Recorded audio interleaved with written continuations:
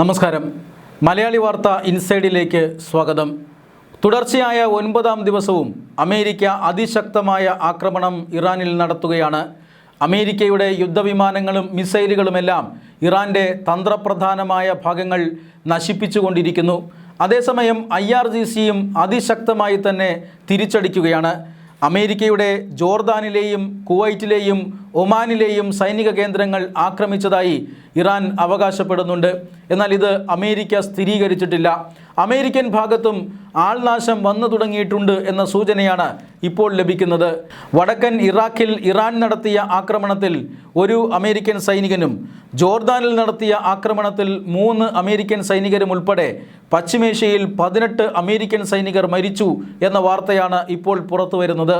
തീർച്ചയായും അമേരിക്കൻ സൈനികർ മരിച്ചതിൽ അല്ലെങ്കിൽ അമേരിക്കൻ സൈന്യത്തിനുണ്ടായ ആൾനാശം അമേരിക്കയുടെ ആക്രമണത്തിൻ്റെ മൂർച്ച കൂട്ടുമെന്നുറപ്പാണ്.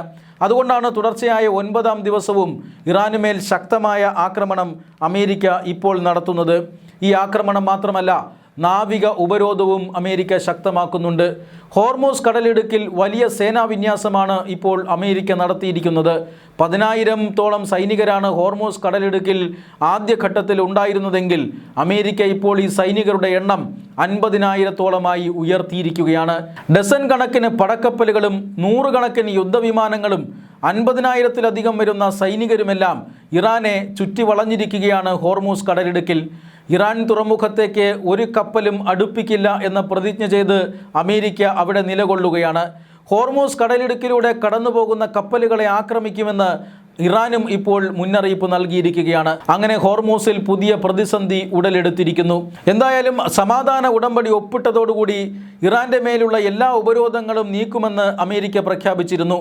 എന്നാൽ ആ ആക്രമണം തുടങ്ങിയതോടുകൂടി സമാധാന ഉടമ്പടികളെല്ലാം അമേരിക്ക കീറിയെറിഞ്ഞു. മാത്രമല്ല, വീണ്ടും ഇറാനുമേൽ ശക്തമായ ഉപരോധം ഏർപ്പെടുത്തി. ഇറാനിൽ നിന്നും എണ്ണ വിൽപ്പന നടക്കരുത് എന്ന ലക്ഷ്യത്തോടു കൂടിയാണ് ഹോർമൂസിൽ വലിയ രീതിയിലുള്ള ഉപരോധം ഇപ്പോൾ അമേരിക്ക നടത്തിക്കൊണ്ടിരിക്കുന്നത്. മാത്രമല്ല, റെയിൽ മാർഗം ചൈനയെയും അതോടൊപ്പം തന്നെ റഷ്യയെയും ബന്ധപ്പെടാനുള്ള സംവിധാനങ്ങളും അമേരിക്ക ആക്രമിച്ച് തകർത്തിരിക്കുന്നു. അതുകൊണ്ട് തന്നെ ഇറാൻ ആകെ ഒറ്റപ്പെട്ട ഒരവസ്ഥയിലാണ്.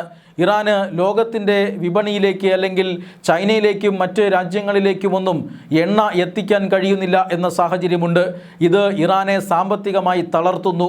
ഇതിനു വേണ്ടിയിട്ടാണ് അമേരിക്ക വലിയ യുദ്ധസന്നാഹം ഹോർമൂസ് കടലിടുക്കിൽ നടത്തിയിരിക്കുന്നത്. ഹോർമൂസ് കടലിടുക്കിൽ വൻ നാവികസേനയെ അണിനിരത്തിക്കൊണ്ട് തന്നെ അവിടെ നിന്നും ഇറാൻ്റെ മറ്റു പല ഭാഗങ്ങളിലേക്കും ശക്തമായ ആക്രമണം നടത്തുക എന്ന നയമാണ് ഇപ്പോൾ അമേരിക്ക സ്വീകരിച്ചിരിക്കുന്നത്. അതേസമയം ഇറാൻ അമേരിക്കൻ ആക്രമണങ്ങൾക്ക് എതിരെ നടത്തുന്ന പ്രത്യാക്രമണങ്ങളിലും അമേരിക്കൻ സൈനികർ കൊല്ലപ്പെടുന്നു എന്നുള്ളതാണ് ഇപ്പോഴത്തെ വാർത്ത. ഇറാനിൽ നിന്നും അമേരിക്കൻ സൈനികരുടെ ശവപ്പെട്ടികൾ അമേരിക്കയിലേക്ക് ഒഴുകുകയാണ്. ഈ കഴിഞ്ഞ ഫെബ്രുവരി 28-നാണ് ഇസ്രായേലും അമേരിക്കയും സംയുക്തമായി ഇറാനെ ആക്രമിച്ചത്. ഇറാൻ്റെ ആണവായുധ നയങ്ങൾ അല്ലെങ്കിൽ ആയുധ നിർമ്മാണം, അതാണ് രണ്ട് രാജ്യങ്ങളും ഇറാനെ ആക്രമിക്കാൻ പ്രേരിപ്പിക്കുന്നത്. ആണവായുധങ്ങൾ ഇറാൻ ഉണ്ടാക്കിയെടുത്താൽ അത് ആദ്യം ഇസ്രായേലിന് നേരെയും അമേരിക്കയ്ക്കെതിരെയും പ്രയോഗിക്കുമെന്നാണ് അമേരിക്കയും ഇസ്രായേലും വിശ്വസിക്കുന്നത്. അതുകൊണ്ട് തന്നെ ആണവായുധങ്ങൾ കൈവശപ്പെടുത്താനാണ് ആക്രമണം ആരംഭിച്ചത്.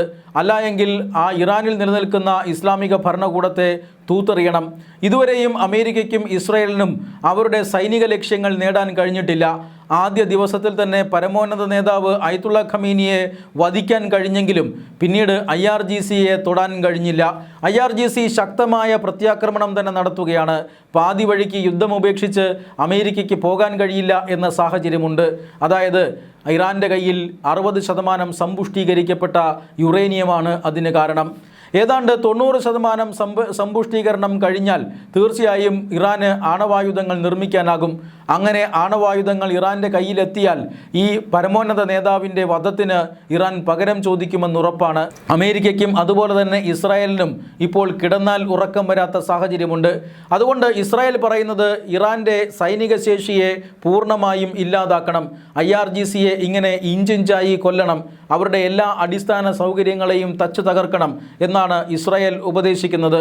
എന്നാൽ അത്ര കണ്ട് കാടടച്ച് വെടിവെക്കാൻ അമേരിക്ക തയ്യാറാകുന്നില്ല. പക്ഷേ തന്ത്രപ്രധാനമായ കേന്ദ്രങ്ങളിൽ ആക്രമണം നടത്തി ഇറാനെ സമ്മർദ്ദത്തിലാക്കാൻ കഴിയുമോ എന്നാണ് ഇപ്പോഴും അമേരിക്ക ശ്രമിക്കുന്നത്. പക്ഷേ ഈ സാഹചര്യത്തിലാണ് സമാധാന ഉടമ്പടിയിലേക്ക് ഈ കാര്യങ്ങൾ എത്തിയത്. ഗൾഫ് രാജ്യങ്ങളുടെ മധ്യസ്ഥ ശ്രമത്തിൻ്റെ ഭാഗമായി ഇറാനും അമേരിക്കയും സമാധാന ഉടമ്പടി ഒപ്പുവെക്കുകയും തുടർ ചർച്ചകൾക്കായി മേശയ്ക്ക് ചുറ്റും ഇരിക്കുകയും ചെയ്തു. പക്ഷേ അപ്പോഴാണ് ഈ ഹോർമൂസിലൂടെ കടന്നുപോയ വാണിജ്യ കപ്പലുകളെ IRGC ആക്രമിച്ചത്. മാത്രമല്ല അമേരിക്കൻ പ്രസിഡന്റ് ഡൊണാൾഡ് ട്രംപിനെ വധിക്കാൻ ഇറാൻ നേരിട്ട് ശ്രമിക്കുകയും ചെയ്തു. ഇത് അമേരിക്കയെ പ്രകോപിപ്പിച്ചു. അമേരിക്ക പിന്നീടങ്ങോട്ട് ഈ സമാധാന കരാറുകളെല്ലാം വലിച്ചു കീറി എറിഞ്ഞ ശേഷം ഇറാനെ അവസാനിപ്പിക്കാനുള്ള തീരുമാനമെടുത്തിരിക്കുന്നു. വരും ദിവസങ്ങളിൽ അതിശക്തമായ സംഘർഷം ഇറാനിലും ഉണ്ടാകുമെന്ന കാര്യത്തിൽ തർക്കമൊന്നുമില്ല. ഇറാനിലെയും ഗൾഫ് രാജ്യങ്ങളിലെയും അവസ്ഥ അതീവ ഗുരുതരമാണ്. സംഘർഷാവസ്ഥ ഏത് സമയം വേണമെങ്കിലും ഉണ്ടാകാം.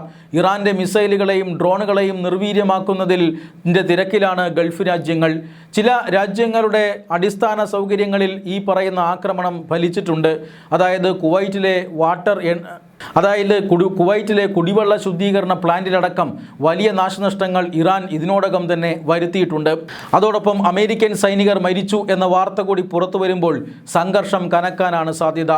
ഇറാനിൽ ശക്തമായ ആക്രമണം വരും ദിവസങ്ങളിൽ നടക്കുമെന്നുറപ്പ്. അതുകൊണ്ട് തന്നെ ഇന്ത്യ ഗവൺമെൻറ് ഇറാനിലെ ഇന്ത്യക്കാർക്ക് പ്രത്യേക നിർദ്ദേശം നൽകിയിരിക്കുന്നു. ഇറാനിലെ ഇന്ത്യൻ എംബസി അവിടെയുള്ള ഇന്ത്യക്കാരോട് എത്രയും പെട്ടെന്ന് രാജ്യം വിടാനാണ് ആഹ്വാനം ചെയ്തിരിക്കുന്നത്. മാത്രമല്ല ഇറാനിലേക്ക് ഇനിയൊരു യാത്ര ചെയ്യരുത് എന്ന് ഇന്ത്യക്കാരോടും അപേക്ഷിക്കുന്നു. ജോർദാനിലും കുവൈത്തിലും ഒമാനിലും നടത്തിയ ആക്രമണങ്ങളിൽ ഒട്ടനവധി അമേരിക്കൻ യുദ്ധവിമാനങ്ങൾ തകർത്തെന്നും അമേരിക്കൻ സൈനികരെ കൊന്നെന്നും ഇപ്പോൾ ഇറാൻ അവകാശപ്പെടുന്നുണ്ട്. എന്തായാലും ഇറാൻ്റെ ആണവായുധങ്ങൾ കൈക്കലാക്കാതെ മടങ്ങില്ല എന്ന വാശിയിലാണ് അമേരിക്ക ആദ്യം മുന്നോട്ട് വെച്ചത് ഇറാൻ്റെ ആണവായുധങ്ങൾ അല്ലെങ്കിൽ ഈ യുറേനിയം ശേഖരം മറ്റൊരു രാജ്യത്തിന് കൈമാറണമെന്നാണ്. ഇതാദ്യം അമേരിക്കയ്ക്ക് കൈമാറണമെന്നാണ് അമേരിക്ക പറഞ്ഞിരുന്നത്. ഇറാൻ തയ്യാറാകാത്തതോടുകൂടി അമേരിക്ക ആ തീരുമാനം മാറ്റി മറ്റേതെങ്കിലും രാജ്യത്തേക്ക് മാറ്റാം എന്ന് തീരുമാനിക്കുകയായിരുന്നു. പക്ഷേ അതിനും ഇറാൻ വഴങ്ങിയില്ല. കാരണം ഈ യുറേനിയം ഇറാൻ്റെ പരമാധികാരത്തിൻ്റെ അടയാളമായിട്ടാണ് അവർ കാണുന്നത്. അതുകൊണ്ട് തന്നെ യുറേനിയം തങ്ങൾ വർഷങ്ങളായി നേടിയെടുത്ത ഒരു അസറ്റാണെന്നും അതൊരു കാരണവശാലും നശിപ്പിക്കില്ലെന്നും ഇപ്പോൾ ഇറാൻ തീരുമാനിച്ചിരിക്കുന്നു. ഇറാൻ ഒന്നുകിൽ ഈ കാര്യങ്ങൾ അല്ലെങ്കിൽ ഈ യുറേനിയം മറ്റൊരു രാജ്യത്തേക്ക് മാറ്റണം, അല്ല എങ്കിൽ ഇത് സമ്പുഷ്ടീകരിക്കാൻ കഴിയാത്ത രീതിയിൽ നിർജീവമാക്കി അവർ തന്നെ വെക്കണം എന്നീ രണ്ട് ഓപ്ഷനുകളാണ് അമേരിക്ക ഇപ്പോൾ ഇറാന് നൽകിയിരിക്കുന്നത്. എന്നാൽ ഇത് രണ്ടും സ്വീകരിക്കാൻ ഇറാൻ തയ്യാറാകാതെ വന്നതോടുകൂടിയാണ് വീണ്ടും കാര്യങ്ങൾ സംഘർഷത്തിലേക്ക് പോയത്. അതുകൊണ്ട് തന്നെ പുതിയ സംഘർഷ സാഹചര്യത്തിൽ ഇന്ത്യൻ പൗരന്മാരോട് രാജ്യം വിടാനാണ് ഇന്ത്യയുടെ വിദേശകാര്യ വകുപ്പ് നൽകിയിരിക്കുന്ന നിർദ്ദേശം. ഇന്ത്യൻ വിദേശകാര്യ വകുപ്പ് ഈ ഗൾഫ് യുദ്ധത്തിൽ ഇടപെടുന്നുണ്ടെന്നും അവിടെ ഇന്ത്യക്കാരുടെ സുരക്ഷയ്ക്ക് മുൻഗണന നൽകുന്നുണ്ട് എന്നും സൂചനയുണ്ട്. എന്തായാലും നേരത്തെ ഈ ഹോർമൂസ് കടലിടുക്കിലേക്ക് ഇന്ത്യൻ കപ്പൽ ജീവനക്കാരെ അയക്കരുതെന്ന് റിക്രൂട്ട്മെൻറ്റ് ഏജൻസികൾക്കും കപ്പൽ കമ്പനികൾക്കും കഴിഞ്ഞ ദിവസം ഇന്ത്യ മുന്നറിയിപ്പ് നൽകിയിരുന്നു. അതായത് ഈ യുദ്ധ സാഹചര്യങ്ങളിൽ ഇന്ത്യക്കാർ കൊല്ലപ്പെടുന്നതിനോട് സർക്കാരിന് യോജിപ്പില്ല. അതാണ് ഇപ്പോഴത്തെ തീരുമാനത്തിന് പിന്നിൽ. ഹോർമൂസ് കടലിടുക്കിലൂടെ കടന്നു പോകുന്ന കപ്പലുകളെ ഇറാനും ഇപ്പോൾ അമേരിക്കയും ആക്രമിക്കാൻ സാധ്യതയുണ്ട്.